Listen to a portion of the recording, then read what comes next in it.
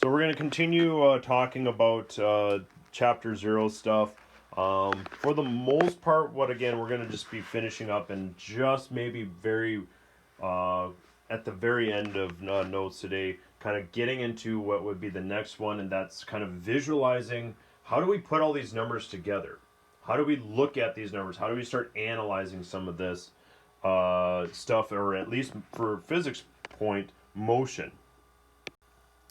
Um, Last time we finished with this slide, and that is reminding us that decimal notation is the usual way that we want to have our notes written. We want to have our answers written in this manner. I think some of you in the lab are finding the converting it back and forth isn't always all that fun. And if we just made sure to use the metric system, life would be a lot easier. Hopefully you found that out as well. And sometimes rounding is that, and that is the next kind of the thing is like the what do we do with rounding?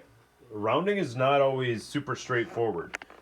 We normally have the first two rules of rounding very well understood. That's something that a lot of us know, and that's what we kind of look at. And the first number to be dropped, if it's less than 5, um, the preceding number leaves unchanged. A lot of us call that rounding down. Okay? The first rule of rounding, the technical way of saying it is the number that's going to be dropped, such as if I write out 9.52. Now, if I'm going to just round that to two significant digits, we would not have the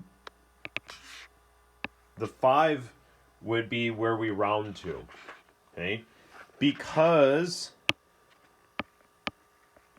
the 2 is going to be dropped and it's less than 5, we leave the preceding number, which is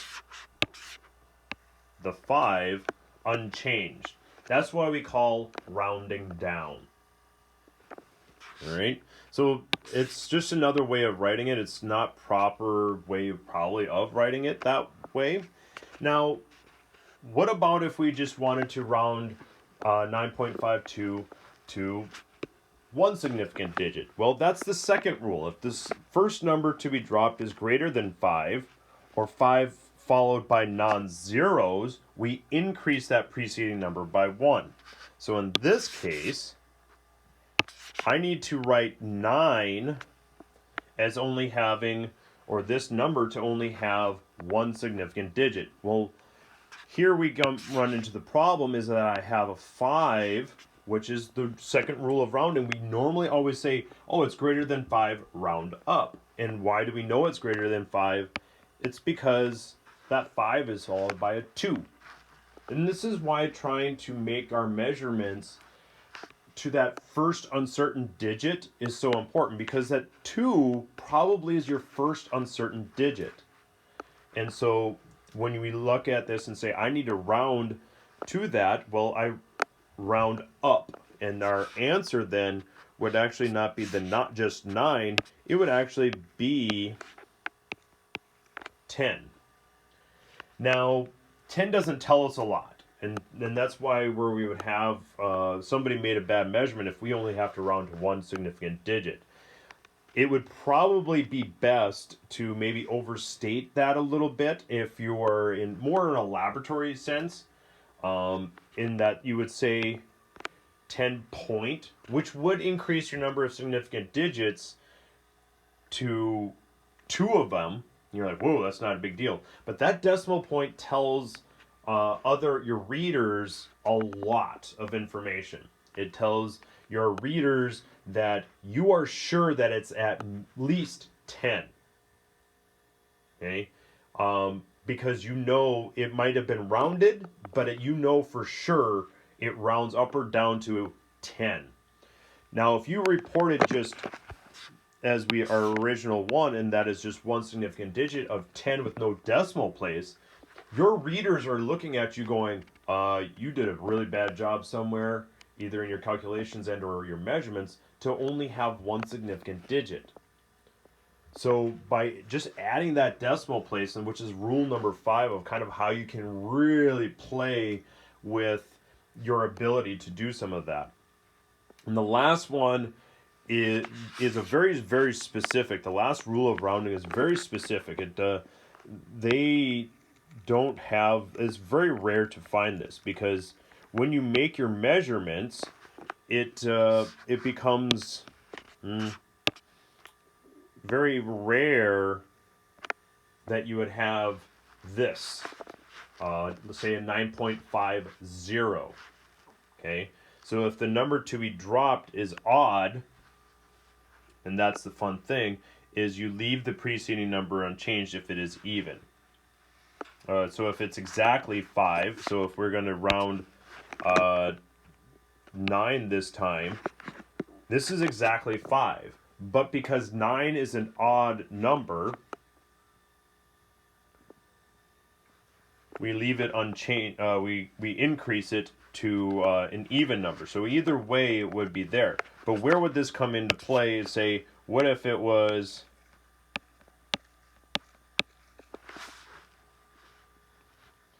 10.50, and we still are going to just round that to that 10? Both of those round to 10. Okay? Because 10 is an even number. It's an odd one. Very rarely do we run into situations where you have rule number 3 when it comes to our rules of rounding, because our measurements, if we're making that guesstimation, that first unknown digit, very rarely does this happen. Sometimes in manufacturing, when we get some of those items, we'll see that happening, but that's very rarely. So as we move on through our rules of rounding, that kind of deals with how we deal with our numbers. But now we want to talk about, now I know what to do with my numbers when I have made some measurements.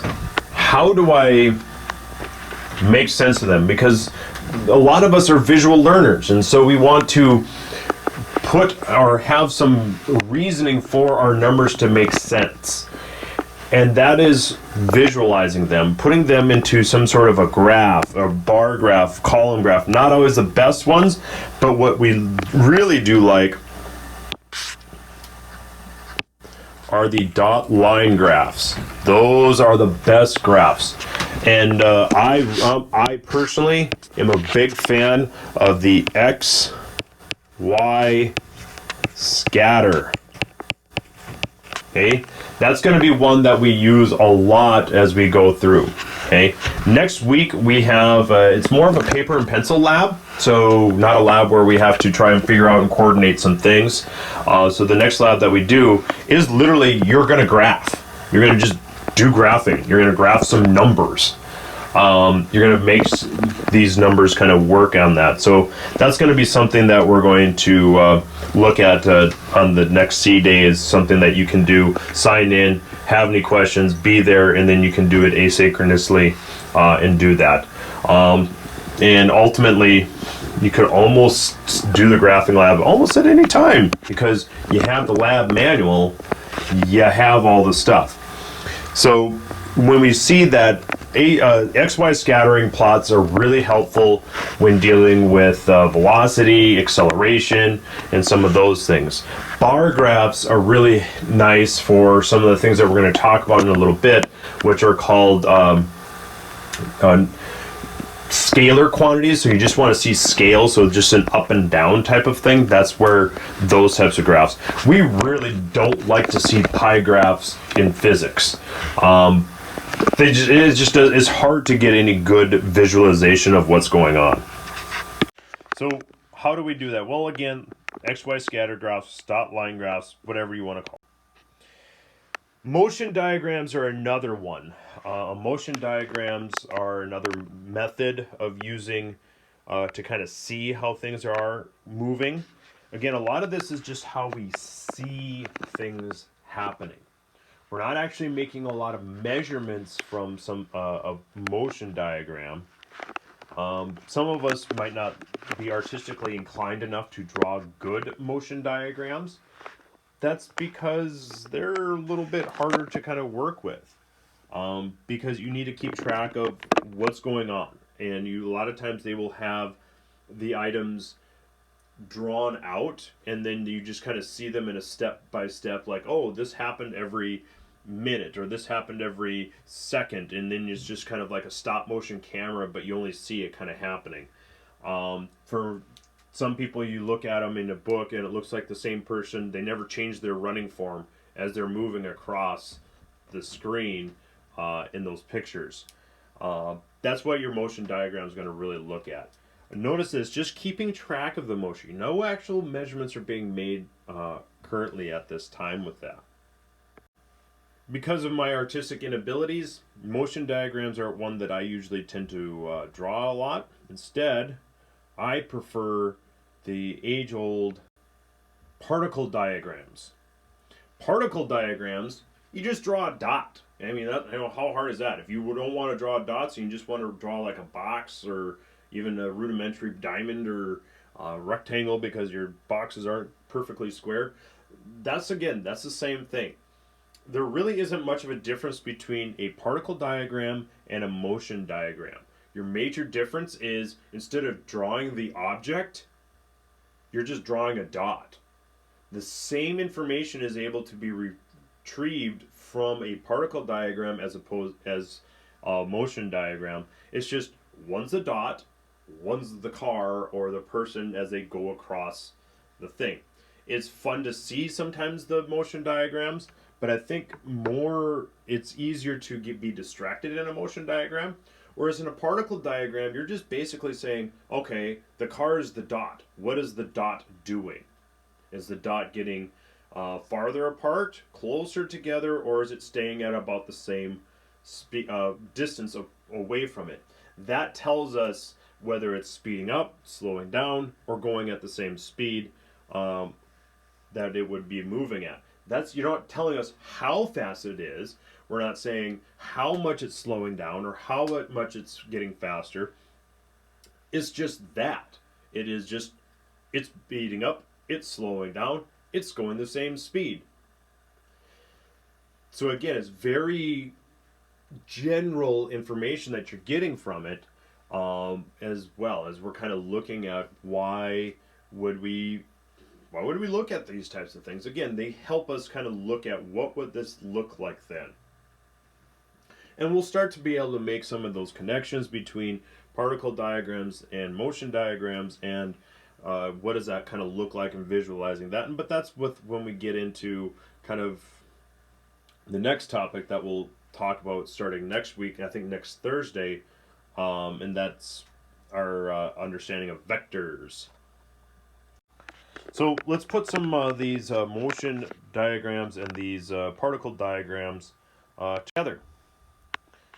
In this wonderful picture here, we can see that the person's form does at least change as they're running across there. It might not look very good. There's probably a number of kinesthesiologists that would look at those motions of running and say, oh my gosh, that is gross and disgusting. But ultimately, what we see in this type of diagram is we can see that the motion diagram on top, the person running, tells us the same amount of information as the particle diagram with the dots. And this is why I find particle diagrams easier, is that sometimes you lose a little bit of the motion that's happening, or the fact that there is no really change in the particle's distance as we go from left to right. And so the particles don't get farther apart, or they don't get closer together. A motion diagram can have some of those visual cues that might make you think it's getting closer, speeding up just a little bit here or there. But that's not what's happening. And so we need to be very careful, and that's why I like particle diagrams. It kind of gets rid of all the fluff. And in some ways, the particle diagram is all that matters. It's the measurement of what's happening to that object. What the object is, who cares? What is that object doing? I think that's the important thing. When a lot of times when we get down to the nitty gritty, the person running is you could have anything going on there. But I think that particle diagram tells us a lot. Well, as much, if not more, information, or at least it's easier to see that information from that. So, and not all of us are artistically inclined enough to be able to draw a person running across the screen. Some of us, a dot is a stretch for our artistic abilities, and so that's what we draw. As we will see, you know, a box says a lot of. You can use a box for a lot of different things, and a box you can really utilize very well in physics instead of trying to draw some elaborate things. So as like I've said before, we don't have any measurements being obtained from these types of motion or particle diagrams. What we can kind of see, and that would be with a coordinate system. A coordinated system allows us to have that X and Y part of it. And that's where some people start going, getting those cold sweats, is when we get into the X and Y axes with that. Now, sometimes we're going to just use that first part of it, but sometimes we're going to actually expand that out so that it has a full XY axis as well. So you're going to have a negative X and a negative Y axis as well. There can be some times where we could get into the Z axes, which would be coming out against the screen, out towards you. You can use algebra, and that's a lot of you have had or are currently taking calculus. But we are not going, this is not a calculus physics class. We are going to use algebra to make and solve our problems. I am not qualified enough and have not taken enough calculus to probably do and teach that properly. But instead, we're going to use these, and we're going to see you can solve a three-dimensional problem, X, Y, and Z if you're a Canadian, using algebra. You just have to kind of be careful about how you break some of that down. That's where some people are like, well, if I just use calculus, this would be so much easier. Yes, there are some kind of like shortcuts that calculus allows you to take. Where algebra, you have to be a little bit more, well, I have to do this, and then I have to do this, and then I have to do this, and then I have to do this. That's where calculus could be like, well, you don't have to take 20 steps. You can just do this all in one step. And that's what you kind of see with that. And what we look at with these coordinate systems, the XY systems, these XY graphs, that's what it's going to be. And so where we find the origin, and the origin can be in the negative Y, it can be in the negative X, but as we move forward, we're going to, at least in chapter 1, which is after we talk about more specifically vectors and what they might look like and how to solve for them, we're going to deal with things that are moving in just the X-axis and then just the Y-axis. And then in chapter 2, when we talk about motion in 2 dimensions, we will start to bring in the fact that we know objects move in both the X and the Y at the same time. But if we understand, and that's why we kind of talk about one dimension first, is the better we understand their motion in one dimension, the easier it is to bring those two ideas of the X moving in the X and moving in the Y and kind of bring them together. That's kind of why, again, we're building everything together so that as we kind of build, we're just keep building our car, building our house as we move through. These are just kind of the parts. That's why I like the idea of where I've changed vectors to be our next topic of conversation, because then we can utilize it right away in motion in one dimension. I used to teach vectors as its own separate entity before we even got into 2D. I think it's going to be easier to do it this way because it's building that base, and so that we know what's going on with that.